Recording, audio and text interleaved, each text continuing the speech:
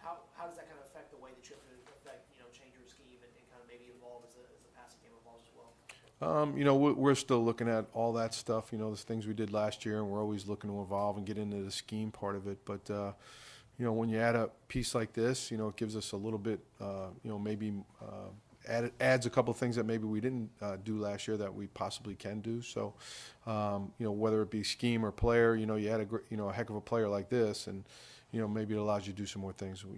That only time will tell on that. Does that allow you to be more creative when you got a guy you can feel can play in the box and can play deep as well? Sure. Again, the flexibility always helps. Does his versatility and the fact that maybe you're getting two positions with one pick affect the urgency at all to go get a true corner? I think that those are needs we'll continue to assess as the draft goes, but I won't tell you what round exactly we're going to address all those spots. You mentioned his speed, Lou. What about his physicality, his willingness to stick his nose in there in the run game? Yeah, he's shown all that, and more. So, and again, a lot of times these days is the perimeter screens that the safeties and the nickel positions have to handle.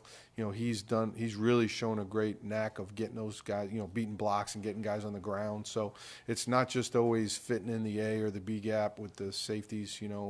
That's certainly a part of their job, but it's more of the perimeter game. Again, when you add speed like this, it only helps. When you've got a guy that can play in the box and he's got all the range that he has because of his speed at the safety position, are there any guys in the league comparable that, talent-wise, that he could be this type of guy for us? I mean, I've coached a bunch of good safeties in the past. They've all had a wide variety of different skill sets. So to label this kid with somebody else, I don't know yet. We'll see who he is, and then we'll kind of go from there. But he certainly has the traits of some of the good ones I've had before. Zach, I know the combine interviews were a blur because it was 2 weeks after the Super Bowl. It was crazy. Do you remember anything from that from the meeting with Daxton? Does anything stand out, I guess? I think he had a very genuine personality and was very confident in the information he was giving us. It's 18 minutes, but in those 18 minutes, he was impressive enough to make a point. If you're giving a guy a plus for just presence in the room, that's one thing you take away from that interview. Zach, what is that moment like on the phone, knowing that you're getting the opportunity to change somebody's life? What is that moment like for you? It's good. You want them to be able to, you can hear their family in the background or friends or whoever's there with them. And sometimes you don't get a great sense of the emotion they're going through because they're trying their best to hold it together while they're on the phone with you, and then they kind of release that when they're off the phone. So I try not to keep on it too long because I know that there's a lot of important people in their lives that want to get to them right after that. And so we just give them the information, and then we'll circle back with them again tonight. I know it's late at this point, but Oklahoma, it's only 10:45. But we'll circle back with them and once things calm down and get a chance to get them more information. When you make a pick like that, do you plan on calling Jesse and talking with him, considering you just addressed that position with the first rounder? One thing about our team is throughout all these picks that we've had over the last couple of years, they're always asking for the phone numbers of these guys so they can start to get in touch with them. So, with a lot of the team leaders on the team, that's one thing that's always excited me over the last couple of years is those guys want to reach out to these new players and welcome them to the team. And so those are all conversations that we'll have. And our players will be back in the building on Monday, so we'll expect a good group of them here. It's not mandatory, obviously, but it'll be exciting to get around those guys and get a chance to catch up.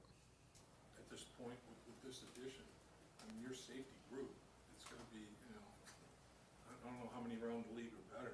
You guys got some pretty damn good players at that safety spot now, don't you?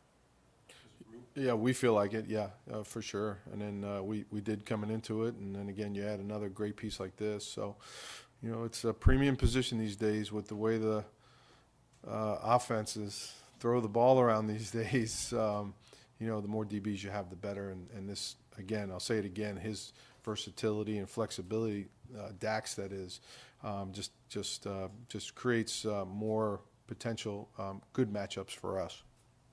First-round picks aren't asked to play teams a whole lot, but if he slots at safety 3, corner 4, is that something you would ask of him? And has he have a history on teams? He's done some stuff in the past in Michigan, and we'll see where that factors in with Darren right now. But we drafted in the first round to help us on defense first, and then we'll see where it fits from there. Were you thrown to CFL Okie? Yeah, it's Yeah, it is. Booker T, Tulsa, Oklahoma. So they got a great program there, great history of tremendous players in football and basketball coming out of there. I think Robert Meacham was a great football player they had that went to Tennessee, and Eton Thomas, I believe, went to Syracuse, played basketball. So yeah, you want to go Oklahoma history basketball I mean, real quick. So. is this what we're doing? Is this what? No, you a guys- tremendous you program guys- there in Tulsa, though. You guys teed up Zach about Oklahoma? I mean, what are we doing? It was lit, so. How challenging is it to call plays, and challenging is it for the quarterback to deal with a guy like Daxton Hill that can move all around and play multiple spots on defense? I'm sure it's a challenge for a quarterback to deal with. Yeah, it is, and again, that goes right into the mix there with Vaughn and Jesse. They create issues as well because they're really smart players, and they do a great job communicating and disguising, and so you add another piece there that fits in the mold of what those guys have already started getting going for us. It just, again, helps make our defense better. He obviously brings a lot to the table, but what do you think, or do you anticipate, Lou or Zach, that he'll have to pick up the most and learn at this level? That's a good question. I think that's a hard one to answer right now because until you get a player in your building, you can meet with them, for an extensive period of time, and you install our defense and you give him a chance to go against just our offense out the gate. You get a much better sense of how much they need to learn quickly. Obviously, that's stuff we try to gather during the pre-draft process as best we can. Is this guy able to retain information? Does he have a high football IQ? Those answers are yes. Now you get a chance to see him in the fold. Some guys pick it up faster. Some guys take a little bit more time, maybe in a training camp. Neither of those are issues for us, so we'll just see how he fits in once he gets there.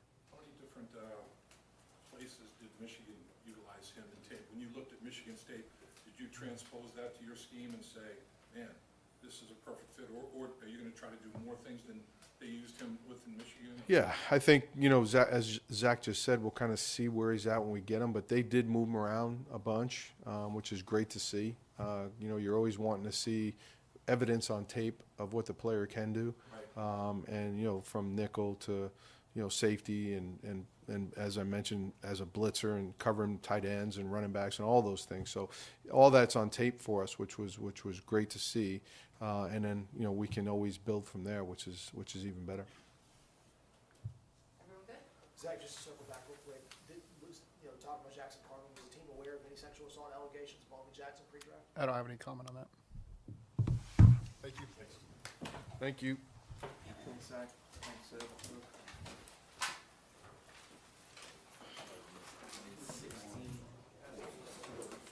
Tomorrow? Yes. All right, thank you. That was exciting.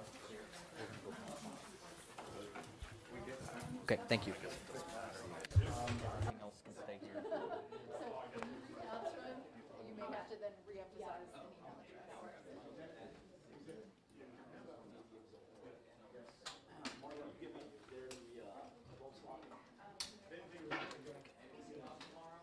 I got hit, but I didn't know it was